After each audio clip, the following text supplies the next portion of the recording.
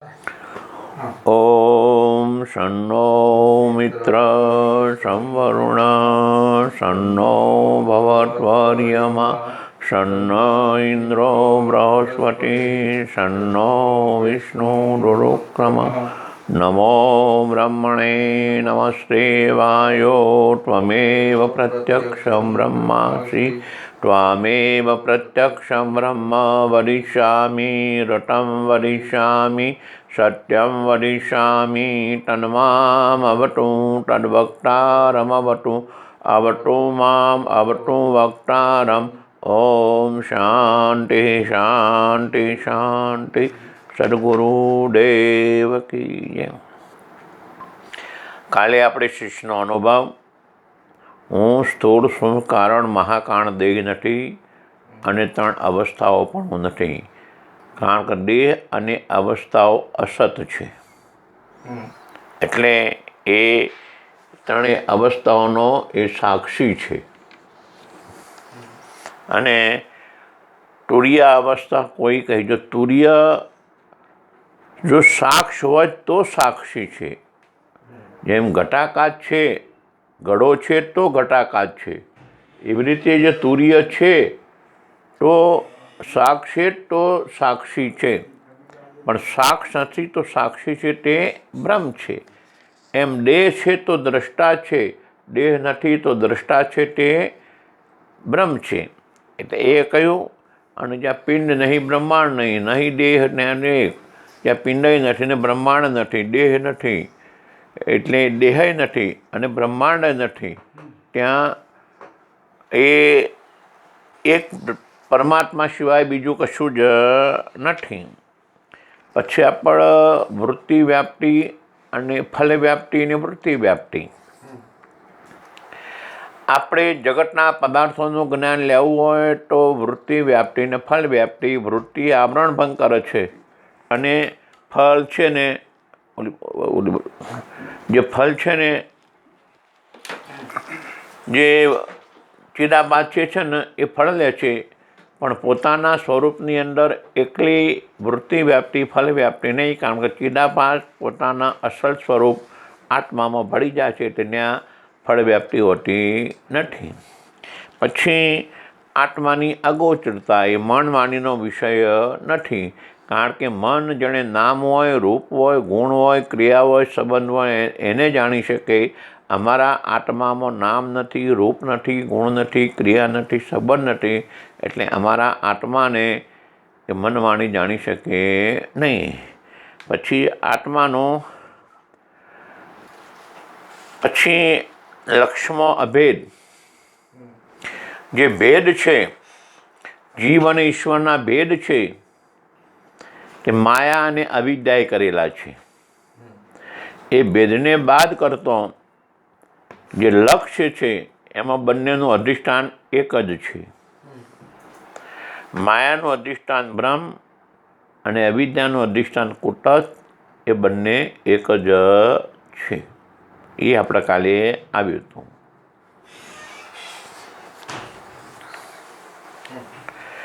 હવે જીવેશ્વરનું એકત્વ, જીવ અને ઈશ્વરની એકતા. શિષ કહે, હે મહારાજ, તમે જીવ અને ઈશ્વરને એક કહો છો, તેમાં પ્રસિદ્ધ વિરોધ જોવામાં આવે છે. કેમ કે જીવ સુખી દુઃખી કરતા ભોગતા જન્મ મરણવાન અસમર્થ પરાધીન અભિમાનવાળો તથા અલ્પજ્ઞ છે, અને ઈશ્વર અહંકાર રહિત સુખ દુઃખ રહિત સમર્થ સ્વતંત્ર જગતની ઉત્પત્તિ સ્થિતિ અને પ્રલયનો કરતા તથા સર્વજ્ઞ છે. માટે બંનેની એકતા કેમ ઘટે તે કહો, તથા તેના એકત્વ વિશે પ્રમાણ કહો.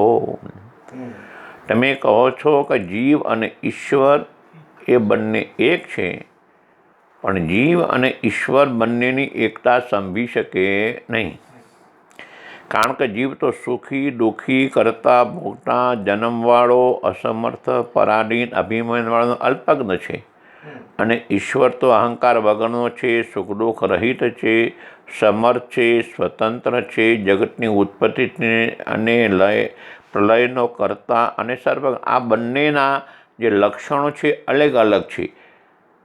બંનેના લક્ષણો એક હોય તો એકતા બની શકે, પણ બંનેના લક્ષણો જુદા જુદા છે તો પછી એકતા કેવી રીતે બની શકે એ તમે મને કહો. ગુરુ કહે, હે શિષ્ય, તારી શંકા તટ પર ઈશ્વર અને ત્વમ પદ જીવ એ બે પદોનો વાચાર્થ અને લક્ષાર્થ સમજ્યા વગરની છે. કારણ કે જીવમાં કર્તૃત્વ, ભોક્તૃત્વ, સુખ દુઃખ આદિ સંસારની જે પ્રતીતિ થાય છે તે કેવળ અવિદ્યા કલ્પિત અંતઃકરણ આદિની ઉપાધિના અધ્યાસથી થાય છે. પણ જીવનું વાસ્તવિક સ્વરૂપ શુદ્ધ સચ્ચિદાનંદ છે અને કર્તૃત્વ, ભોક્તૃત્વ આદિ અંતઃકરણના ધર્મ છે. જન્મ મરણ દેહને જ હોય છે, લક્ષરૂપ આત્મામાં એ કંઈ નથી. તેમજ ઈશ્વરમાં જગતની ઉત્પત્તિ સ્થિતિને પ્રલય કરવાવાળું માત્ર માયાની ઉપાધિ છે. ઈશ્વરનું વાસ્તવિક સ્વરૂપ તો શુદ્ધ અદ્વિતીય પૂર્ણ સચ્ચિદાનંદરૂપ લક્ષ છે. માટે ઉપાધિના ભેદથી વિચાર કર્યા વિના જીવ અને ઈશ્વરનો વાચારથી ભેદ પ્રતીત થાય છે, પણ બંનેનો લક્ષાર્થ વિચાર તો અનુભવમાં અભેદ સિદ્ધ થાય છે. તેમ સામવેદના સાંડ્યોગ ઉપનિષદના મહાવાક્યમાં પણ અભેદનું નિરૂપણ કર્યું છે. એ મહાવાક્ય જ અભેદ વિશેનું પ્રમાણ જાણવું. તો કહે છે કે બંનેના લક્ષણ જુદા જુદા છે. તો જીવનું કર્તાપણું, ભોગતાપણું, સુખીપણું, દુઃખીપણું, અલ્પજ્ઞપણું એ અવિદ્યામાં છે. એનું અધિષ્ઠાન જે કુટસ્થ આત્મા છે તેમાં નથી. લક્ષાર્થ જે એ આત્મા છે તે આત્મામાં નથી. અને ઈશ્વરનું જગતની ઉત્પત્તિ સ્થિતિને કરતાપણું જે તે માયામાં છે, એના લક્ષાર્થ બ્રહ્મ સચ્ચિદાનપણું છે, એમાં એ નથી. એટલે આ બંને જે એ બંનેના લક્ષણો જુદા જુદા દેખાય છે તે ઉપાધિમાં છે. જેવી રીતે હાર અને બંગડી બંનેનું રૂપ, લક્ષણ અને વપરાશ જુદો જુદો હોય, પણ વાચ્યાર્થમાં ભેદ, પણ બંનેમાં રહેલું લક્ષાર્થે સોનું એક. એટલે હારની ઉપાધિથી હાર છે અને બંગડીની ઉપાધિથી બંગડી છે. એ બંનેમાં વાચ્યાર્થમાં ભેદ, કારણ કે બંનેનું નામ જુદું છે, રૂપ જુદું છે, વ્યવહાર જુદો છે, પણ એનો લક્ષાર્થ સોનામાં એક. એમ જીવ અને ઈશ્વરની ઉપાધિથી જીવ અને ઈશ્વરનો ભેદ, પણ માયા અને અવિદ્યાની ઉપાધિ બાદ કરતો લક્ષાર્થે એ બંનેની એકતા. એમ છાંદોગ ઉપનિષદમાં પણ કહેવામાં આવ્યું છે. એ એનું પ્રમાણ છે. એ મહાવાક્યમાં તત્વ અને અસહ્ય 3 પદ છે. તેનો અભેદ અર્થ દૃષ્ટાંતપૂર્વક કહું છું, તે ધ્યાનપૂર્વક સાંભળ. તત્પદ અને ત્વમપદ. તત્ એટલે ઈશ્વર અને ત્વમ એટલે જીવ. તત્પદનું વાચાર્થ ઈશ્વર અને તત્પદનું લક્ષાર્થ બ્રહ્મ. ત્વમપદનું વાચાર્થ જીવ અને લક્ષાર્થ આત્મા. ટીકા. હે શિષ્ય, જેમ એક જ આકાશનું મઠ ઉપાધિથી મઠાકાશ એવું નામ કહેવાય છે અને ઘટ ઉપાધિથી ઘટાકાશ એવું નામ કહેવાય છે, તથાપિ તે મઠ તથા ઘટ એ બે ઉપાધિ વિના જે પૂર્વ આકાશ છે તેનું નામ મહદાકાશ કહેવાય છે. તેમજ એક અદ્વિતીય તત્વમાં માયાની ઉપાધિથી તત્પદનો અર્થ ઈશ્વર એમ કહેવાય છે અને અવિદ્યાની ઉપાધિથી ત્વમપદનો અર્થ જીવ એમ કહેવાય છે. તથાપિ એ બે ઉપાધિ મૂકીને લક્ષ્યમાં તે તું છે એમ અસીપતથી બંનેની એકતા જાણવાથી એક અદ્વિતીય બ્રહ્મ સ્વરૂપ સિદ્ધ થાય છે. અને ઈશ્વરમાં સમર્થપણું અને જીવમાં અસમર્થપણું એ માત્ર મોટી ને નાની ઉપાધિ છે, પણ સ્વરૂપમાં નથી. દૃષ્ટાંત આપ્યું, ગળાની ઉપાધિથી ઘટાકાશ અને મઠની ઉપાધિથી મઠાકાશ. બાકી જો ઉપાધિ નથી તો એ મહદાકાશ છે. ગળો નથી અને આ મઠ નથી તો એ મહાકાશ છે. એમ ઈશ્વરની માયની ઉપાધિથી ઈશ્વર છે અને અવિદ્યાની ઉપાધિથી જીવ છે. એ બંને ઉપાધિનો આપણે ત્યાગ કરીએ તો લક્ષાર્થે એ બંને બ્રહ્મસિદ્ધ થાય છે. જીવ ઈશ્વરની ઉપાધિનો ત્યાગ.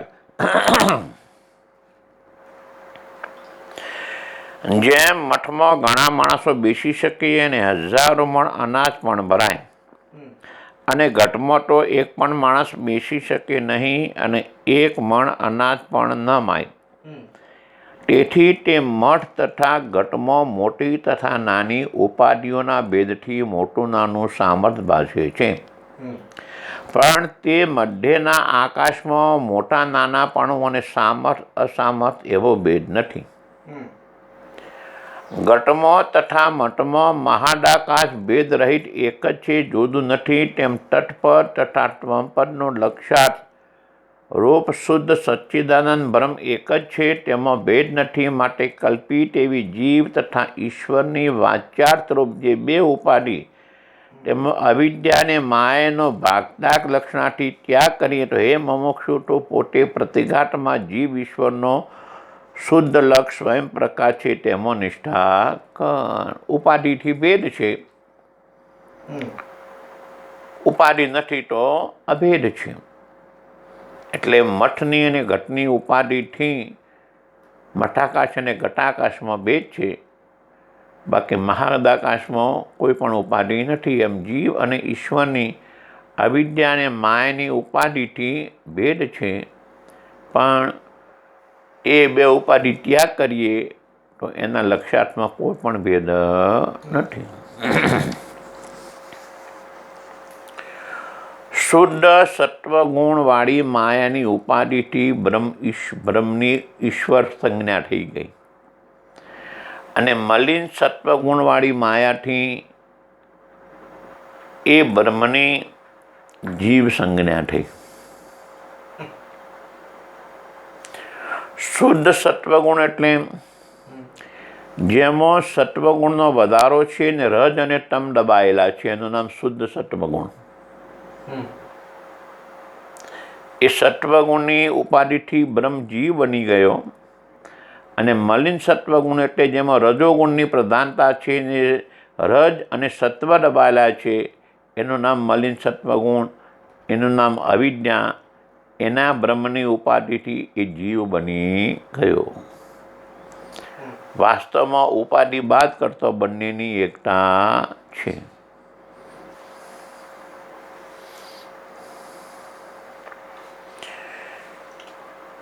શિષ્ય કહે, મહારાજ, ભાગત્યાગ લક્ષણા કોને કહેવાય અને લક્ષણા કેટલા પ્રકારની છે તે કૃપા કરીને કહો. 3 પ્રકારની લક્ષણા.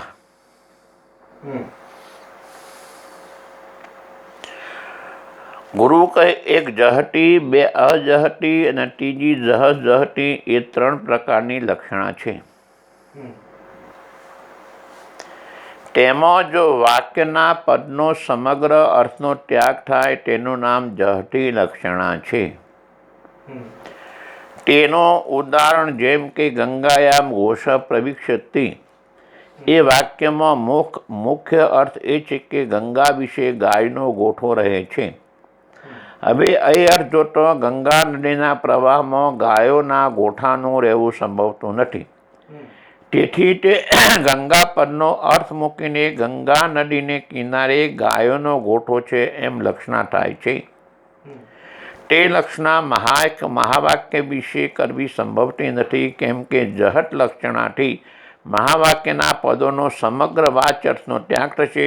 તેથી મહાવાક્ય વડે જાણવા યોગ્ય શુદ્ધ ચૈતન્યનો પણ ત્યાગ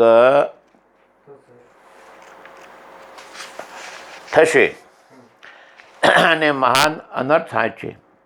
અને સિદ્ધાંતમાં તો પદના વાચ્ય અર્થના એક અંશને મૂકીને લક્ષરૂપ એક અંશને ગ્રહણ કરવો છે. તે જહદ લક્ષણાથી બનતો નથી. માટે જહદની લક્ષણા ગ્રહણ કરવી. પહેલી જહદ લક્ષણા કરી. જહદ લક્ષણામાં બોલેલા બધા શબ્દોનો ત્યાગ થાય. કોઈ અજાણ્યો ભાઈ હોય અને એને ગામમાં દૂધ જોઈતું હોય અને કોઈને પૂછે કે ભાઈ ગામમાં દૂધ ક્યાં મળતું છે, એટલે ભાઈ કહે કે ગંગા નદીમાં ગાયોનો ગોઠ બેઠેલો છે, ત્યાં જા તને દૂધ મળશે. એટલે વિચારે કે ગંગા નદીમાં તો પાણી હોય, તો ગંગા નદીમાં તો કોઈ દિવસ ગાયોનો ગોઠ હોય નહીં. પણ ગંગા નદીના કિનારે કોઈ વૃક્ષ છે, તો વૃક્ષની નીચે ગાયો બેઠી છે, ત્યાંથી મને દૂધ મળે. એટલે ઓલા ભાઈએ બોલેલા બધા શબ્દોનો ત્યાગ કરીને બીજું ગ્રહણ કર્યું. એનું નામ જહદ લક્ષણા. જહદ લક્ષણા જો મહાવાક્યમાં ઉપયોગ કરવામાં આવે તો ચેતનનો ત્યાગ થઈ જાય. માટે જહદ લક્ષણા મહાવાક્યમાં ઉપયોગ થાય નહીં. હવે અજહદ લક્ષણા.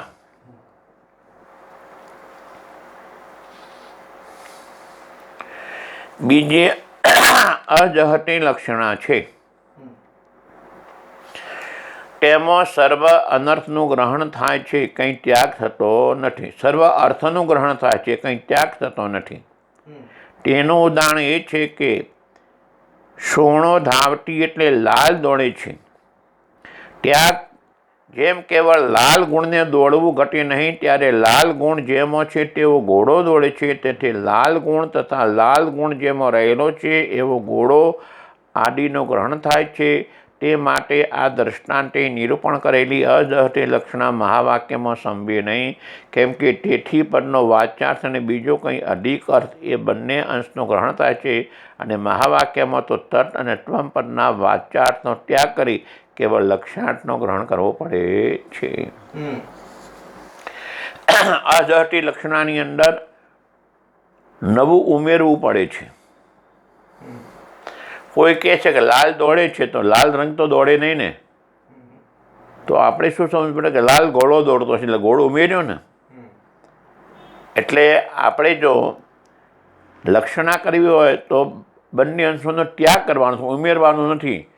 એટલે જહદ લક્ષણા પણ સમજી શકે નહીં.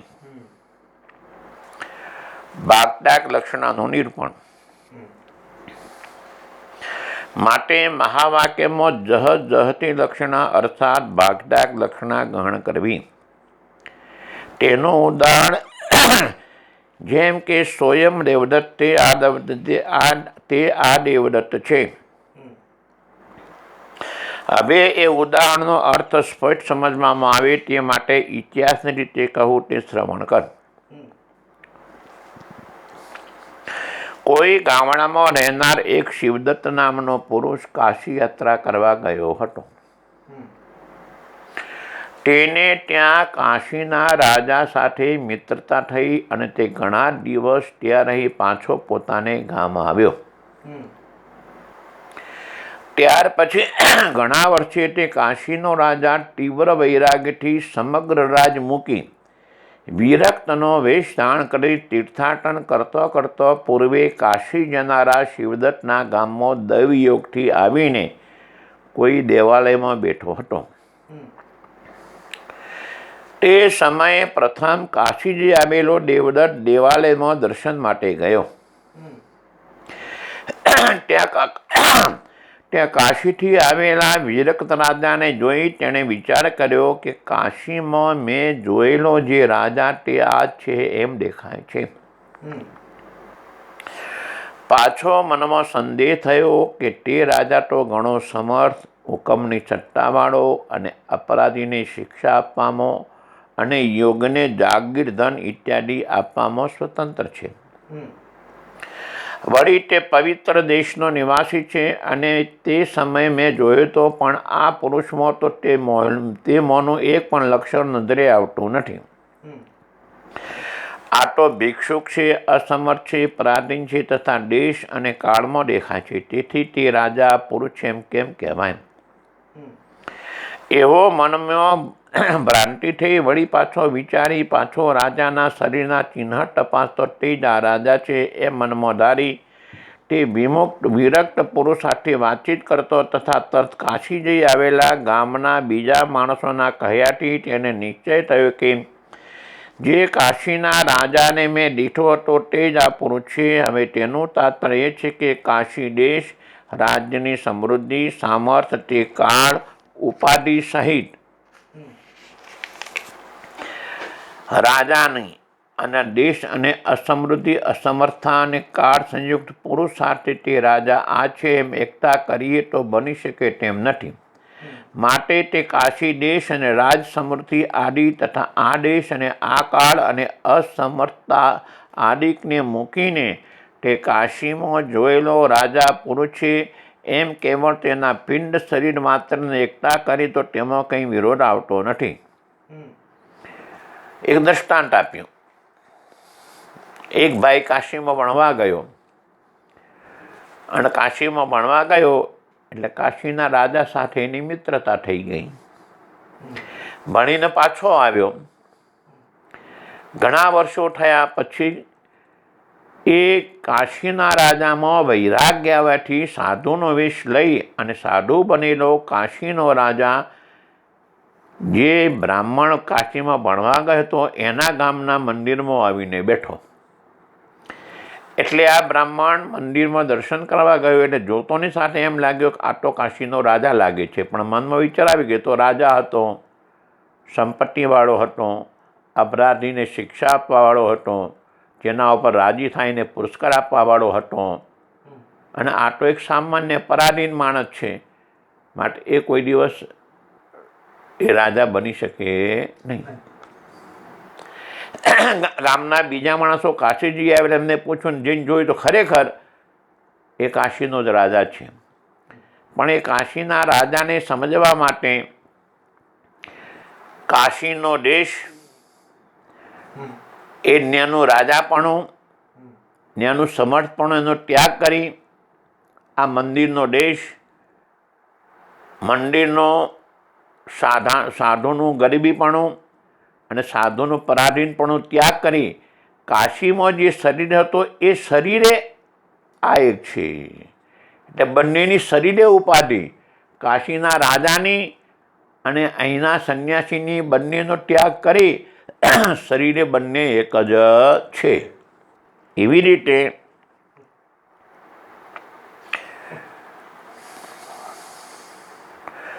તત્વમસી તે તું છે તે ઠેકાણે તત્પદ ઈશ્વરનું સામર્થ્ય, સર્વજ્ઞપણું, પરોક્ષપણું, જગતકર્તાપણું ઇત્યાદિ વાચ્યાર્થ ઉપાધિનો ત્યાગ કરી તથા ત્વંપદ વાચ એ જીવ તેનું અસમર્થપણું, અલ્પજ્ઞતા, પરિચ્છિન્નતા ઇત્યાદિ વાચ્યાર્થ ઉપાધિનો ત્યાગ કરી તત્પદનો લક્ષ્ય અદ્વિતીય પૂર્ણાનંદ સર્વાત્મા અને ત્વંપદનો લક્ષ્ય કુટસ્થ, સાક્ષી, અસંગ, સચ્ચિદાનંદ એ બંનેની એકતા અસીપદથી કરીએ તો તેમાં કોઈ જાતનો બાદ આવતો નથી.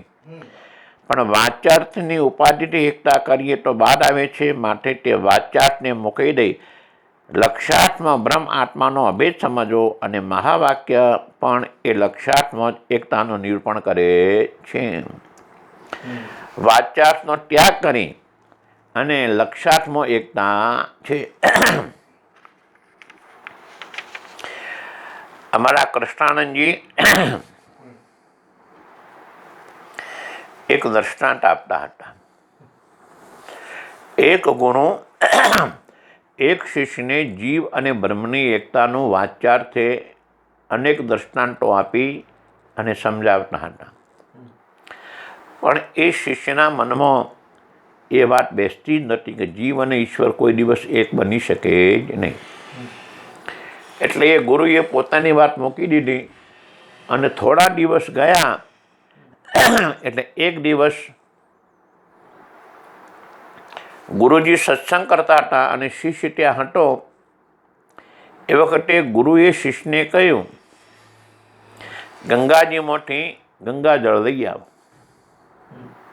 એટલે શિષ્ય ગયો, કમંડળ ઉટકી અને ગંગાજળ લઈ આવ્યો અને સામે મૂક્યું. એટલે ગુરુએ કહ્યું કે આ ગંગાજળ નથી. એ શિષ્ય સમજો, હું કિનારેથી લાવ્યો છું એટલે થોડો અંદર જઈને લઈ આવ્યો. એટલે અંદર જઈ અને ઢીંચણામાં પાણીમાં જઈને ભરી આવ્યો અને મૂક્યું. ગુરુ કે આ ગંગાજળ નથી. શિષ્ય કહે મહારાજ આ ગંગાજળ છે, હું અંદર જઈને ઢીંચણમાં પાણીમાં જઈને લઈ આવ્યો છું. ગુરુ કે ગંગામાં તો મોટા મોટા વહાણ હોય, ગંગામાં તો મોટા મોટા માછલા હોય, ગંગામાં તો મોટા મોટા પથ્થરો હોય, આમાં તો કંઈ દેખાતું નથી. પણ ગુરુજી એ તો ગંગા નદીમાં હોય, આ તો કમંડળ છે, કમંડળમાં ના હોય. તો હું તને એ જ કહેતો હતો, ગંગાના બે કિનારા છોડી દેવાના અને કમંડળનું ચારે બાજુનું ઘેરાવ છોડી દેવાનું.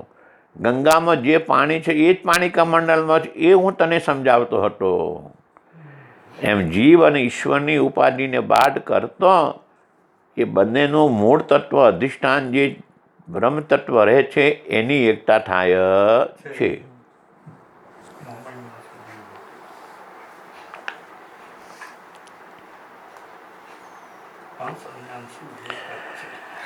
લક્ષ્યાર્થે ગ્રહણ કરવાનું દ્રષ્ટાંત. જેમ ડાગરને ખાંડણીમાં ખાંડી તેમાંથી તેના ફોતરાને જુદા કરીને તેનો ત્યાગ કરે અને તે મધ્યના શુદ્ધ જે ચોખા છે તેને ગ્રહણ કરે તો તેથી જ તે તૃપ્તિ થાય છે. પણ તે તૃષા અને ચોખાને જુદા કર્યા વિના સમગ્ર ડાંગરનો ત્યાગ કરે તો તેથી ક્ષુધા નિવૃત્ત ન થાય અને ફોતરાને ચોખાથી જુદા કર્યા વિના વહનીને ખાવા ઈચ્છે તો તે ગળે ઉતરે નથી. તેથી તેમ કરવું બનતું નથી. તે માટે તૃષ અને ચોખાને જુદા કરીને તૃષનો ત્યાગ કરી ચોખાને ગ્રહણ કરવાથી તૃપ્તિ થાય છે. તેમ જેમ જીવ અને ઈશ્વરમાંથી ભાગતા લક્ષણાની ઉપાધિરૂપ વાચાર્થનો ત્યાગ કરી નિરુપાધિક એક લક્ષણા ગ્રહણ કરવો, તેથી મોક્ષ સુખ પ્રાપ્ત થાય છે.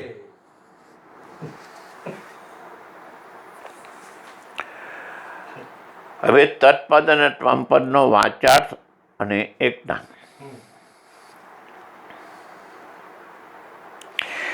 શિષ્ય કહે મારા તત્પદ ઈશ્વરમાં અને ત્વમપદ જીવમાં વાચરૂપ ઉપાધિ શું છે તથા લક્ષ સ્વરૂપ કેવું છે તે સંક્ષેપમાં કહો. તત્પદ ઉપાધિ માયા કહી ત્વમપદ અવિદ્યા જાણ, બે ઉપાધિ દર્શ ત્યાગ કરી પોતે શુદ્ધ ભગવાન. તત્પદ ઈશ્વરની વાચ ઉપાધિને માયા કહી છે. તે માયારૂપ વિરાટ હિરણગર્ભ અને અવ્યાકૃત એ ત્રણ ઈશ્વરના દેહ છે અને વૈશ્વાનર સૂત્રાત્મા અને ઈશ્વરના દેહ તથા એ ત્રણ તત્પદ વાચાત્મા અભિમાની તથા ઉત્પત્તિ સ્થિતિ પ્રલય એ ત્રણ અવસ્થા છે. એટલે વાચારના ઈશ્વરના ત્રણ દેહ કયા?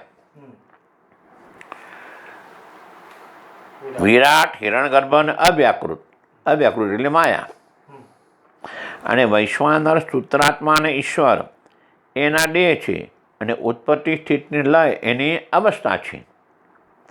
જીવીશ્વર વિશે એકત્વ પ્રમાણે એ સર્વ માયા ઉપાધિ તત્પદનો વાચ અર્થ કહેવાય છે. તમામ પદની જીવની અવિદ્યા ઉપાધિ જાણવી. એ અવિદ્યા સ્થૂળ સુખને કારણ ત્રણ દેહ પરિણામ પામી છે અને ત્રણ દેહના વિશ્વ તેજસ અને પ્રાજ્ઞ એ ત્રણ અભિમાની છે અને જાગ્રત સ્વપ્ન અને સુષુપ્તિ એ ત્રણ ત્વમપદ જીવની અવસ્થા છે. એ સર્વ અવિદ્યા કલ્પિત ત્વમપદ જીવનો વાચાર સમજવો. ઈશ્વરના ત્રણ દેહ, ઈશ્વરના ત્રણ અભિમાની અને ઈશ્વરની ત્રણ અવસ્થા. ઈશ્વરના ત્રણ દેહ કયા કયા? વિરાટ હિરણગર્ભ અને અવ્યાકૃત, સૂત્રાત્મા અને ઈશ્વર, અને ઉત્પત્તિ સ્થિતિ અને લય. જીવના ત્રણ દેહ સ્થૂળ સૂક્ષ્મ અને કારણ. એની ત્રણ અભિમાની વિશ્વ તેજસ અને પ્રાગ, અને એના ત્રણ અવસ્થા એ જાગ્રત સ્વપ્ન સુષુપ્તિ એ સહિત ચેતન સહિત એ વાચાર. એ રીતે માયા તથા અવિદ્યા એ બે વાચ્યાત ઉપાધિ દ્રશ્ય છે, તેનો ત્યાગ કરી તીવ પોતે આત્મા તત્પદ અને ત્વમપદ બે પટોમાં એક લક્ષાર્થરૂપ શુદ્ધ ભગવાન છે. એ બે ઉપાધિ દ્રશ્ય છે એટલે એનો ત્યાગ કરી અને લક્ષાર્થ એ બંનેમાં આત્મા એક જ રહેલો છે.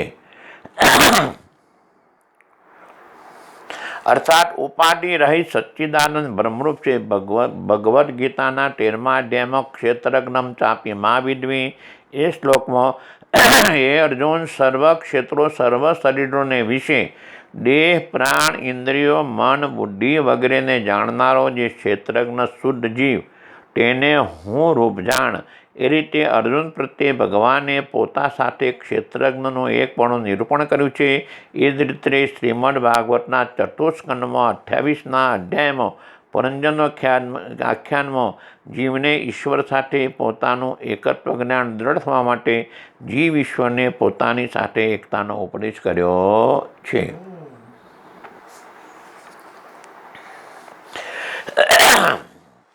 એ જીવ તું છે તે હું છું તે તું છે, મારાથી તું જુદો નથી. તું છે તે હું છે એ મારું તથા મારું એકપણું વિચારીજો. જે જ્ઞાનવાન પુરુષો છે તે આપણા બેમાં કોઈ સમયે કિંચિત માત્ર પણ ભેદ દેખતા નથી, એટલે જીવ ઈશ્વરને એક રૂપે જાણે છે. ઇત્યાદિ શ્રુતિ સ્મૃતિ પુરાણ વગેરેમાં પ્રત્યેક આત્મામાં પરમાત્મા સાથેના અભેદનું નિરૂપણ કર્યું છે. તે માટે હે શિષ્ય, તારા આત્માને તું બ્રહ્મરૂપ જાણ. હવે 6 ઉર્મિ રહિત બ્રહ્માત્માનું એકત્વ.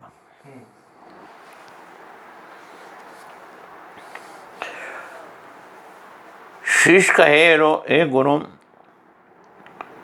બ્રહ્મ તો જન્મ મરણ ક્ષુધા પીપાસા શોક મોહ એ 6 ઉર્મિથી રહિત છે એવું મેં શાસ્ત્રમાં સાંભળ્યું છે. અને મારામાં તે ઉપર કહેલી 6 ઉર્મિઓ દેખાય છે, ત્યારે હું બ્રહ્મરૂપ કેમ થાઉં તે કહું. ગુરુ કહે, એ 6 ઉર્મિથી રહિત બ્રહ્મ છે એમ તે જે શાસ્ત્રમાં સાંભળ્યું છે તે સત્ય છે. અને એ બ્રહ્મરૂપ તારો પ્રત્યેગાત્મા છે. તે પ્રત્યેગાત્માને દેહથી પ્રાણથી તથા મનથી જુદો ન જાણે દેહાદિકના ધર્મ આત્મામાં આરોપિત કરી મને જન્માદિક છે એમ તે માનેલું છે, પણ તારા આત્મામાં નથી. હું તે વિશે વિવેચન કરીને કહું છું. શિષ્ય પ્રશ્ન કર્યો કે બ્રહ્મની અંદર જન્મ મરણ ભૂખ તરસ અને શોક મોહ નથી, અને મારામાં એ ઉર્મિઓ દેખાય છે.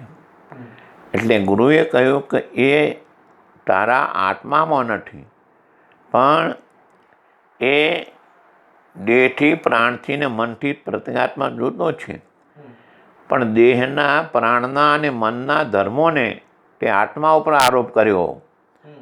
એટલે હું જન્મવાવાળો, મરવાવાળો, હું તરસ્યો, હું ભૂખ્યો અને હું શોકવાળો અને મોહવાળો એ દેહ ઇન્દ્રિય અને મનના ધર્મોનો તે આત્મા ઉપર આરોપ કર્યો. જેવી રીતે આપણો પ્રસિદ્ધ દ્રષ્ટાંત છે, લોખંડને અગ્નિના ઉપર મૂકવામાં આવે તો એ લોખંડ અગ્નિના બધા ધર્મો સ્વીકારી લે. લોખંડ લાલ થઈ જાય અને લોખંડ દજાડે પણ ખરું.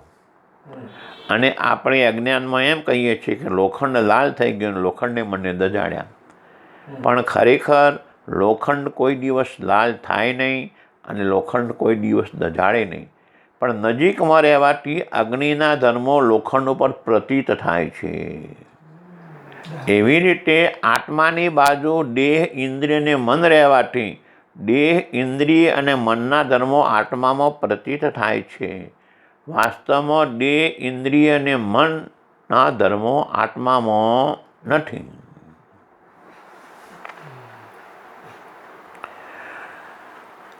જન્મ મરણ દેહને કહી ક્ષુધા પીપાસા પ્રાણ શોક મોહ મનનો ધર્મ પોતે બ્રહ્મ પ્રમાણ.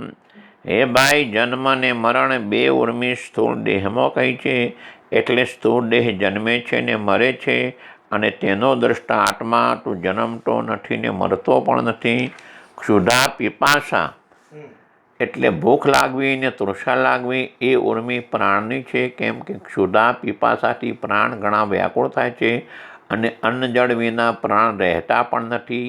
માટે એ બે ઉર્મિ પ્રાણની છે, અને તે પ્રાણનો તો દ્રષ્ટા છે. તેથી તે ક્ષુધા પીપાસા તારામાં નથી. શોક અને મોહ બે ઉર્મિ મનની છે.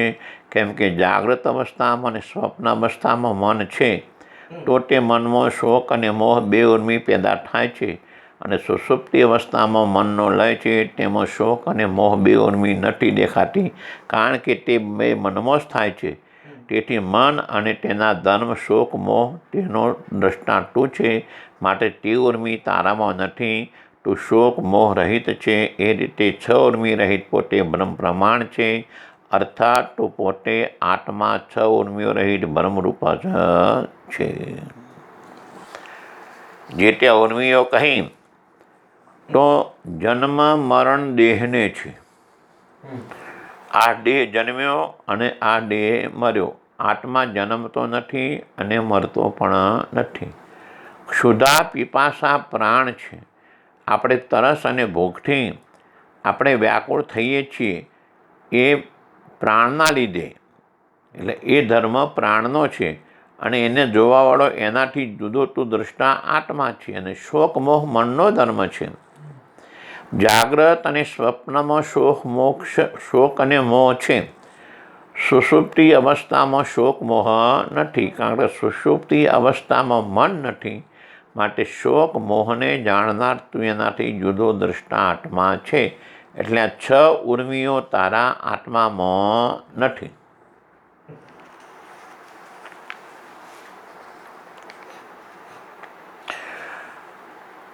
છ ઉર્મિ રહિત આત્મા બ્રહ્મરૂપ છે.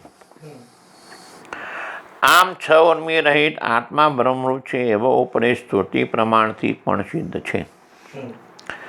યજુર્વેદના બૃહદારણ્યક ઉપનિષદમાં યાજ્ઞવલ્ક મુનિ પ્રત્યે કહોલ બ્રાહ્મણે પ્રશ્ન કર્યો હતો કે, હે યાજ્ઞવલ્ક, સાક્ષાત અપરોક્ષ બ્રહ્મરૂપ જે સર્વાંતર આત્મા છે તે તમે કહો. ત્યારે તે યાજ્ઞવલ્ક મુનિએ ઉત્તર દીધો, આ અપરોક્ષ અંતઃકરણની વૃત્તિનો પ્રકાશક તારો આત્મા સર્વાંતર છે. ત્યારે ફરીથી કહોલે પૂછ્યું કે, હે યાજ્ઞવલ્ક, સર્વાંતર આત્મા કયો? ત્યારે યાજ્ઞવલ્ક મુનિએ ઉત્તર આપ્યો કે, ક્ષુધા તૃષા શોક મોહ જરા અને મૃત્યુ એ છ ઉર્મિઓથી રહિત સર્વાંતર આત્મા તે તું છે. માટે હે શિષ્ય, તું આત્મા બ્રહ્મરૂપ છે, શુદ્ધ છે, અને કર્મના ફળરૂપ જે સુખ દુઃખ તેનો તું ભોગતા નથી. તેથી તું જીવન મુક્ત, જીવતો જ મુક્ત છે. શિષ કહે, મહારાજ, કર્મ કેટલા પ્રકારના છે ને તે કર્મનો ભોગતા કોણ છે? તેમજ તે કર્મની નિવૃત્તિ નિશેષ નિવૃત્તિ કેમ થાય છે? અને જીવન મુક્ત કોને કહેવાય તે કહો.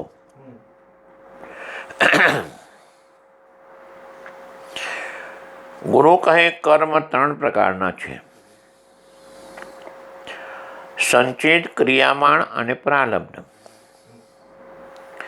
તેમાં પ્રથમ અનેક જન્મમાં કરેલા જે પુણ્ય પાપાદિ કર્મો ભોગવ્યા વિના સંસ્કારરૂપ અજ્ઞાન સહિત સૂક્ષ્મ શરીરમાં રહ્યા છે, તેને સંચિત કર્મો કહેવાય છે. આ વર્તમાન દેહથી જે કંઈ નિત્ય નૈમિતિક વગેરે કર્મ થાય છે તેને ક્રિયમાણ કહેવાય છે. અને પૂર્વ અનેક જન્મમાં કરેલા જે સંચિત કર્મો છે તેમાંથી ફળ દેવાને પ્રવૃત્ત થયેલા જે કર્મોમાંથી આ વર્તમાન દેહ થયો છે, તે જ આ દેહમાં જે કર્મથી સુખ દુઃખ આદિનો ભોગ થાય છે તે પ્રારબ્ધ કર્મ કહેવાય છે. આ રીતે ત્રણ પ્રકારના કર્મો છે. તેમાં સંચિત કર્મનો આત્માના અપરોજ્ઞાનથી નાશ થાય છે. ત્રણ જાતના કર્મો: સંચિત, ક્રિયામાણ અને પ્રારબ્ધ. અનેક જન્મોના પુણ્ય પાપાદિ કરવાથી જે કર્મો સંસ્કાર રૂપે રહેલા છે એને સંચિત કર્મો કહે. અને રોજ નિત્ય નૈમિતિક કર્મો કરીએ એને ક્રિયામાણ કર્મો છે. અને સંચિતમાંથી અમુક કર્મો ભોગ આપવા માટે તૈયાર થયેલા જે કર્મો હોય એનું નામ પ્રારબ્ધ કર્મ.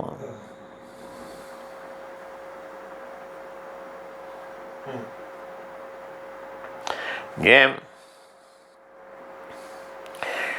એક નોકરિયાત હોય અને નોકરી કરતો હોય અને નોકરી કરતો કરતો એને જે પગાર મળે તે ક્રિયામણ કર્મો. એ પગારમાંથી ઘર ખર્ચ કરતો જે બચાવીને રાખે મૂકે એ સંચિત કર્મો. અને જિંદગીભર બચાવ કરતો કરતો જે પૈસા વધ્યા હોય એ સંચિત કર્મનો ઢગલો. અને સંચિત કર્મોમાંથી જેટલા પૈસા ખર્ચે અને પોતાના વસ્તુઓ લાવે એ પ્રારબ્ધ કર્મ.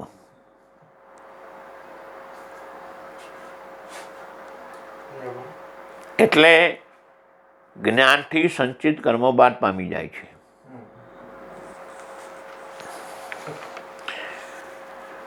જ્ઞાનથી સંચિત તથા ક્રિયામણ કર્મોની નિવૃત્તિ. કમળના પત્રને જેમ જળનો લેપ થતો નથી તેમ અપરોક્ષ જ્ઞાનવાળાને ક્રિયામણ કર્મનો લેપ થતો નથી. કેમ કે કાયિક, વાચિક અને માનસિક જે કર્મ થાય છે તેમાં હું કરતા એવું અભિમાન જ્ઞાનમાન્ય નથી. તેથી તે ક્રિયામણ કર્મનો પણ જ્ઞાનાગ્નિથી નાશ થાય છે. અને શ્રુતિમાં પણ કહ્યું છે કે જેમ ઈશિકાના મુજની વચમાં રહેલા તૃણના રૂને અગ્નિમાં નાખે તો બળીને ખાખ થઈ જાય છે, તેમ આ જ્ઞાનવાન પુરુષના સંચિત ક્રિયામણ પાપોને મિશ્રરૂપ સર્વ કર્મ બળી જાય છે. આ જ્ઞાનવાન પુરુષના સર્વો કર્મો ક્ષીણ થાય છે, એમ ગીતામાં પણ કૃષ્ણ પરમાત્માએ કહ્યું છે. જ્ઞાનથી સંચિત કર્મો બળી જાય કે સંચિત અને ક્રિયામણ બે.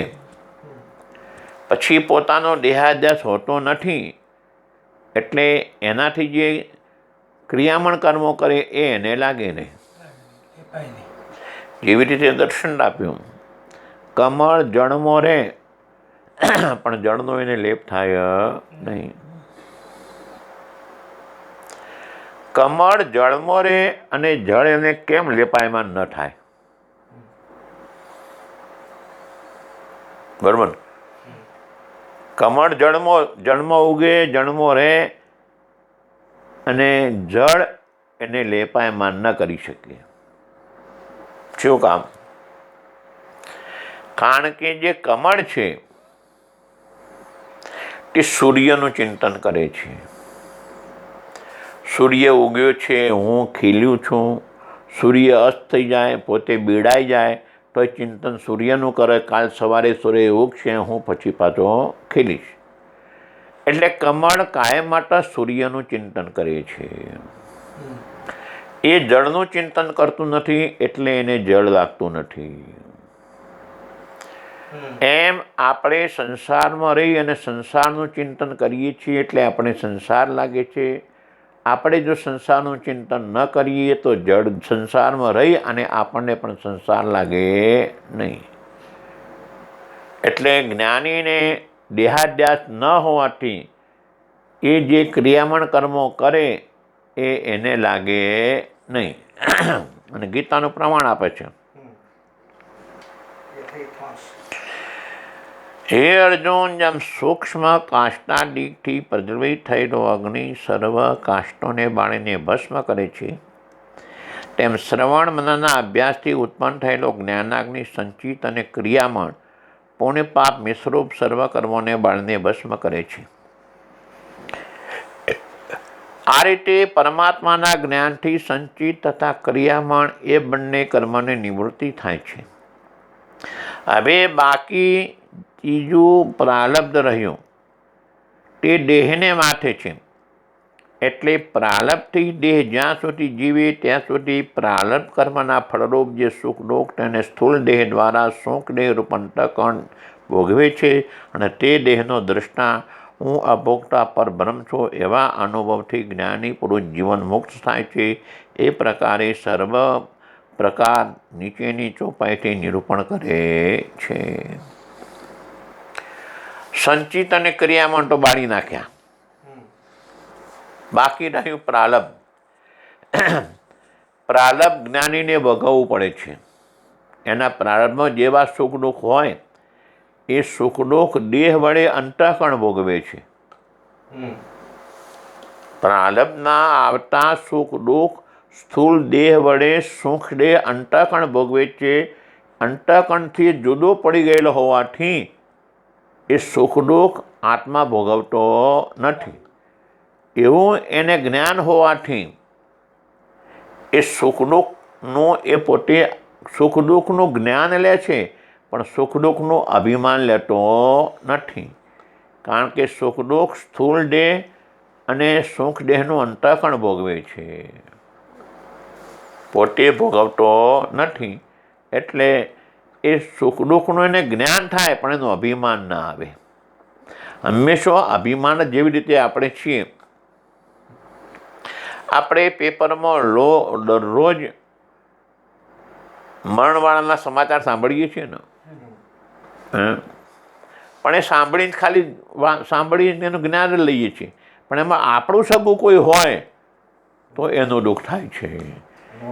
કારણ કે આપણા દેહ સાથે એનો સંબંધ છે એટલે એનું દુઃખ થાય. બીજા બધાનું જ્ઞાન લઈએ છીએ એમ જ્ઞાનીને સુખ દુઃખનું પોતે જ્ઞાન લે છે. એ સુખ દુઃખનું અભિમાન લેતો નથી, એટલે એને જીવન મુક્તિનો આનંદ મળે છે. જ્ઞાન થતાની સાથે જીવન મુક્તિ, અને જ્યાં સુધી પ્રાલબ્ધ રહે ત્યાં સુધીનું જીવન જીવન મુક્તિનું, અને પ્રાલબ્ધ પૂરું થતાં શરીર છૂટી જાય એનું નામ વિદેહ મુક્તિ. બાપજી, આ તો સાંભળેલા જે દુઃખ છે કે મરી ગયા એનું દુઃખ આપણે જ્ઞાની લેતો નથી એટલે દુઃખ ના થાય સ્વાભાવિક. પણ જે શારીરિક પીડા હોય એને એ માને આ દેહને છે, મને નથી. એના માટે રમણ મહર્ષિનો એક દાખલો છે. રમણ મહર્ષિને હાથનું કેન્સર હતું. અને રમણ મહર્ષિ અરુણાચલ ઉપર ગયા 39 વર્ષ સુધી નીચે ઉતર્યા નથી, એ ઉપર જ રહ્યા છે. એટલે ડૉક્ટરોએ ઓપરેશન કરવાનો નિશ્ચય કર્યો. એટલે રમણ કે હું નીચે ના ઉતરું, હું તો કોઈ દિવસ નીચે ઉતરીશ જ નહીં. એટલે ડૉક્ટરે ઓપરેશન થિયેટર ઉપર બનાવ્યું, અને ઓપરેશન તો કે આપણે કરવું છે. અને એ વખતે આ એનેસ્થેસિયા નહોતું, ઓલી સુંગાડવાની ટોપી હતી, સુંગાડીને બેહોશ કરી હતા ને એ હતી. રમણ કહે એ હું ના લઉં, બેહોશ કર્યા સિવાય તમારું ઓપરેશન કરવાનું. બેહોશ કર્યા સિવાય રમણનું ઓપરેશન ચાલે છે. રમણનું ઓપરેશન કરતી વખતે ડૉક્ટરો તે બેહોશ ના થાય એટલે પૂછે ને કે ભાઈ દુઃખ થાય છે?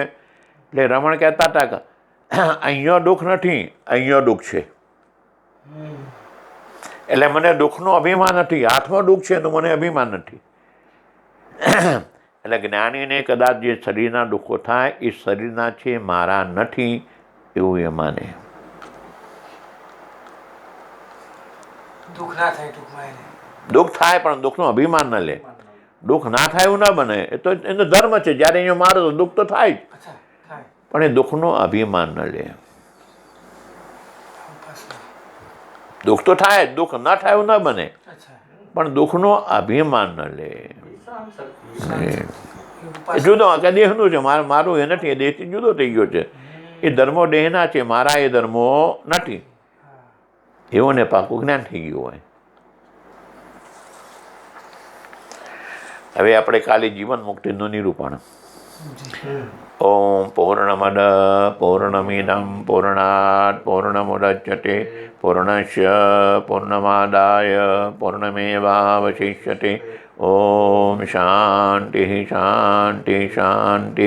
સદગુરુદેવ કી જય.